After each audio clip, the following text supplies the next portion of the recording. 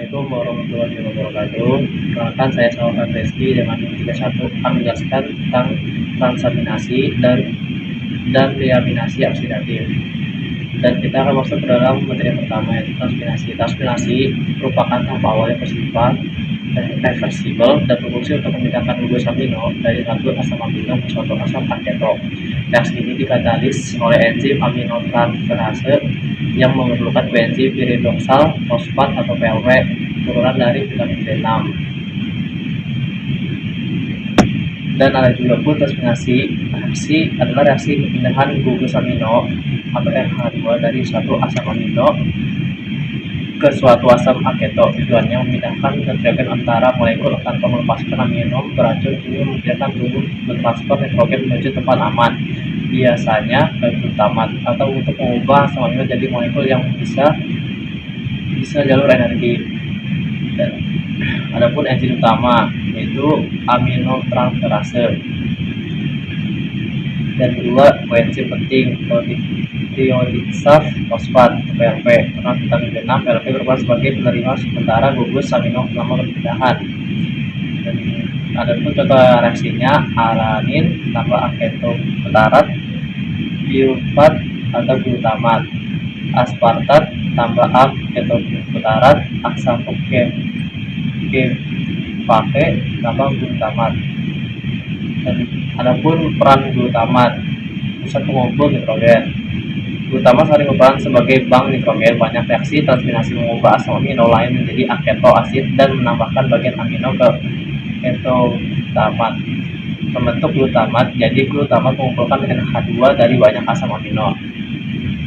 Dan dari transaminasi ke deaminasi oksidatif, setelah nitrogen terkumpul di glutamat, langkah berikutnya yang umum adalah deaminasi oksidatif, pelepasan NH42 amonium dan glutamat sehingga terbentuk lagi aketobutarat. Reaksi ini dikatalisis oleh glutamat dehidrogenase atau GDH dan memerlukan NAD1 atau NADP sebagai akseptor elektron.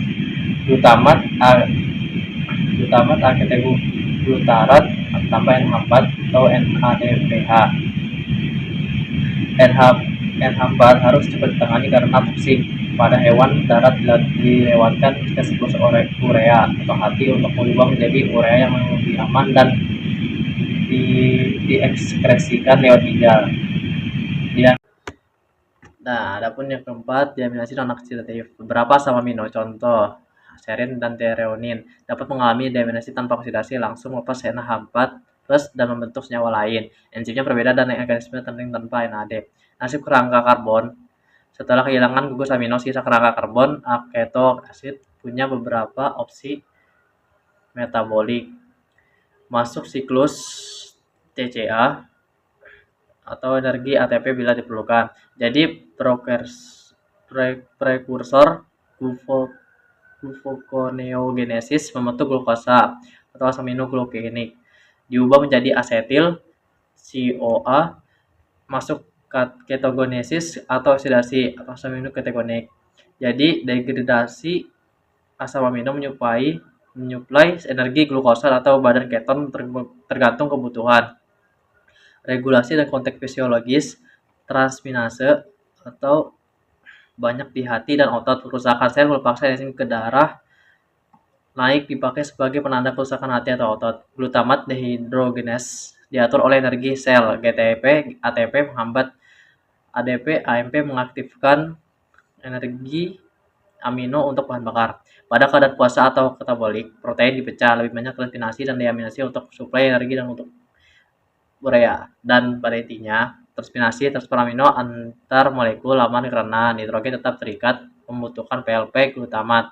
Jadi pusat pengumpulan nitrogen. Deaminasi oksidatif atau oleh GDH melepaskan NH4+ dari glutamat. NH4+ masuk siklus urea di hati. Produk karbon bebas jadi sumber energi glukosa atau keton. Dan yang terakhir, keseimbangan proses ini penting, menyediakan N untuk sintesis baru, mengelola toksisitas amonium, dan menghubungkan metabolisme protein dengan karbohidrat dan lemak. Sekian, terima kasih.